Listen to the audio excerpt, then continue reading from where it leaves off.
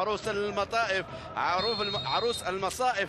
وبسم الله تنطلق المباراة. قدم عدد كبير من لاعبي الشرطة وعرضية تلعب على القائم الثاني برأسية، لكنها أقرب إلى ضربة مرمى لمصلحة الصفاقسي. تهديد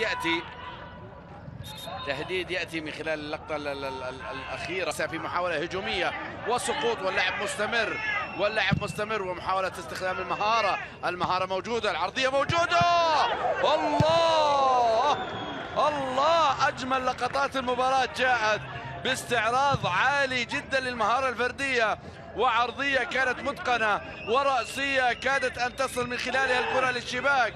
والصفاقسي أخطر الرد سريع، والكرة تقطع في آخر لحظة من الدفاعات العراقية. اللعب استمر، وبعدها جاءت الهجمة الأخطر في المباراة بعرضية ممتازة ورأسية والتصدي الأجمل حتى الآن، والتصدي الأجمل منع هدف حقيقي في اللقطة الماضية.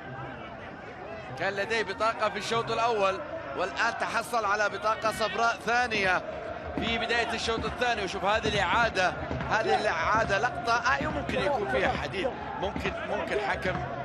ممكن تقدير حكم يختلف عن تقدير حكم آخر لتسجيل الهدف الأول من نقطة الجزاء. علاء عنده الخبرة الكافية لإسعاد جماهير الشرطة، وهدف أول ولقطة أولى وفرحة أولى للشرطة العراقي. هدف أول يسجل طال انتظار من اللعب وأكثر من ذلك، لكن النهاية سعيدة جاءت للاعبي الشرطة العراقي ولجماهير الشرطة. أفراح الشرطة تستمر. قبل 9 أيام احتفلوا ببطولة الدوري، والآن في قمة السعادة بالتقدم في البطولة العربية في كأس الملك سلمان للأندية. هدف مهم جدا ولقطة مهمة، وعلاء الزهرة استخدم كل خبرته.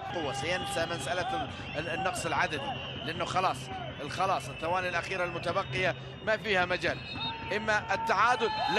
لكن الصافرة جاءت، صافرة ماجد الشمراني تأتي لتنهي كل شيء من خلال أحداث هذه المباراة، وتنطلق معها أو تستمر معها أفراح مدرج الشرطة العراقي